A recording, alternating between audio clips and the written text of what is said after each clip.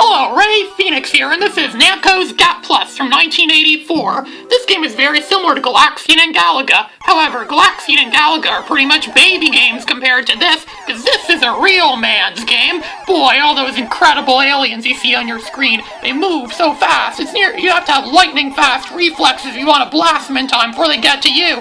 They move around, and in this game, it's not just simple left and right like Galaxian and Space and Bear said. No, it's like Centipede, where you can move up, down, left, right, even diagonally, and you can also capture aliens too and make them work for you.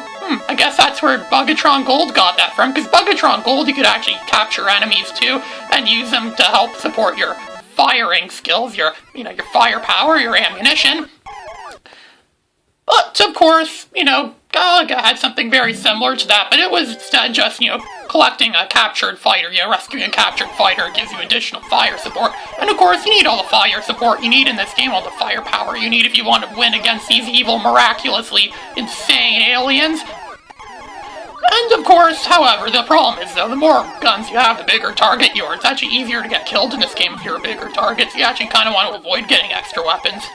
How ironic. It's also nearly impossible to get a high score at this game. I only got a high score at this game, so I played this game every day for several hours on end, and I had to learn how to get really good lightning-fast skills. These are the bonus levels game. These bonus levels are kind of odd, actually, where you have to shoot them in a certain order. You have to shoot them once. You see, it's like I'm juggling them kind of thing. Shoot 1, 1, 1, and it gives me extra points and stuff like that. And it's supposed to spell out the word bonus, spelling out bonus on the screen as I get the more points. It's like I'm juggling them. Ooh, whoa, whoa, whoa, whoa. You see, it's very different from bonus levels in other games, which is really good, actually. This game's actually quite unique. This game's also very rare.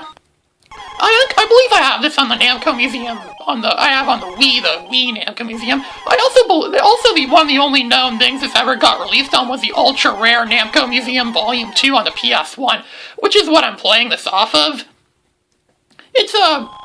Again, this game is really good, but it's really challenging too. I think it's really challenging. I only like Namco Museum Volume 2 because it has this. It also has Super Pac-Man, and it even has Xevious on it, which, as we all know, Xevious is like, one of the greatest games ever made. I almost thought of buying an arcade machine of that once because I couldn't find Xevious anywhere. And so, yeah, I see this Colossus guy there. I see I got shot down there. What's also really strange about this game, too, is that when you get a high score in this game, it doesn't just ask for your name like what every other game ever made does. It also asks you for your age and your blood type. Most people don't know what their blood type is, but however, because of some mishaps I had last year in 2019 with internal bleeding, I actually know what my blood type is. I'm O positive. Yeah, go figure. Oh, look, this is also kind of odd of this game, too. You might notice that under those two fighters I have there, you see I guess got an extra life. You collect these parts of a ship, and if you get 3 of them, you win an extra life. But the odd thing is, if you get some of them and you get a game over, and you continue playing after you get a game or start a new game, it still remembers you have them there. It's like they carry forward into your next game. I think that's kind of odd. It's kind of strange, actually, they would do something like that in a game like this. But, what do you expect? This game's already strange enough as is. It's hardcore challenge, it's hardcore strange, so it makes perfect sense. I often wonder if there's, bugs like these in space. Because, Bugatron Gold got the idea from, the concept there's bugs in space. They have to destroy them, and even Centipede or Millipede is kind of like, okay, so this time around you don't get a thing to capture the bad guys with, but still we gotta see, here's a double gun, you see, here we can shoot them down, you can do rapid fire like a machine gun, like like that Apache helicopter machine guns, shoot them down. And also the stages of this game are called stages or phases, they're called parsecs. It's like that ship that made the Kessel run in 12 parsecs. It's kind of, I don't know, I'm not sure if they're using it in the right context, so, kind of like light years. People often say light years are a measurement of time, once in a light year, when light years are actually a measurement of distance. You can travel several light years per hour. And then there's astronomical units, then there's other types of bizarre hectares and other nautical miles is what they use for measuring how the space shuttle travels or something like that. The space shuttle would have still been launched at this point in time, because people had high hopes for the future back in these days. But nowadays, it doesn't look like we have much of a future because of what's going on in our world right now. I still like to think there will be a future, though. I often think the Terran Empire from Star Trek, the evil empire of Star Trek, is our future, where we're all conquerors, or barbaric conquerors, that steal other people's worlds and force them to live by our rules, and humans are the prime thing of the universe. that very much sounds like our future. And I think games like this might help confirm that. I don't even know who you're playing as in this game, but come on, it's like these aliens are probably just, out and about having fun. We don't even see Earth at all in this game. We're not even anywhere near Earth. From what I know, it looks like we're just a bunch of guys that found a bunch of innocent aliens. Now we're opening fire on them. We're starting a war with them. Or actually, we might even be bad guys in this game. It's like that gaming theory I heard somewhere where Mario might actually be a bad guy. Mario actually was a bad guy in one of his games. It was Donkey Kong Jr. Yeah, Donkey Kong Jr. Mario was a bad guy in that game. And who knows, maybe we're actually bad guys in this game too. It's almost like that thing that someone said about 1942. We think we're fighting the Japanese out in Okinawa, but are we really the Japanese? Maybe we're the Americans. Or maybe we're not the Americans. Maybe we are the Japanese and they're the Americans and we have to fight the Americans. Never really thought of it that way before, but there is a possibility of that. So let's continue juggling these guys again. This time we're spelling out a different word, Gaplus. It's kind of easy to juggle these since I have a really wide gun. Gaply, that's what we got so far. Gaply, Gaplu, it's becoming Gaplu, Gaplu, Gaplus, Gaplu, I don't know where to see it. Gaplu, yeah, it says Gaplus.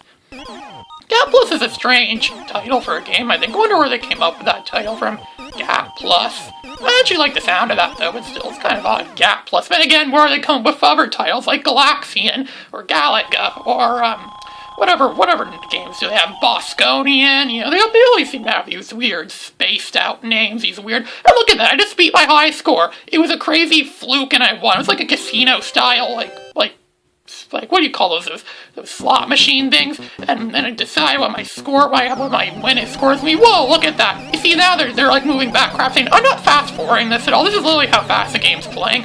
I swear, I never fast-forward my videos. I rarely ever do that. When I do, it has a good reason. But anyways, you see we're going very fast, like we're dodging everything like that. Whoa! Look at that, look at all the hectic, all the hectic fast-paced speeding. Whoa, we just shot that guy down, whoa. I don't even know what I'm doing anymore. I just divorced my mind from reality, so now I can act out in the reality of this game, which I have to move very fast. I'm starting to talk fast too. I don't know how I can do this. I can't slow down. It's like, you gotta slow down. Parsec 10. Really have to take a breather of this stuff. I don't know how they expect people to stand up. I wonder what the record is for, speaking of standing up, I wonder what the record is for this game. How long the longest game of this has ever done. There's been people who have made perfect games at Pac-Man and Donkey Kong, where they play the games for like several days straight, and it requires a carton of chocolate milk and a few adult diapers, but they usually get through the whole game. I wonder what the record is for this game, if there even is a record, considering how rare and obscure this game is. Even if there is a record, I doubt anyone's ever broken it before, considering how, obscure this game. Well, probably there is a record for it somewhere. Well, look at that. We're screwing them around this time. You're gonna get screwed, aliens.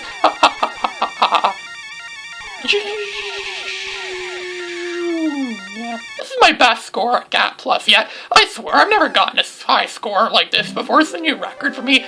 And all views on YouTube are here to witness it, or wherever this is. Oh, look, we're getting different aliens now. And yeah, now we're dead. No surprise. I'm surprised it lasted that long. We're like 8.5 minutes into a game. I almost never make a game last 8.5 minutes.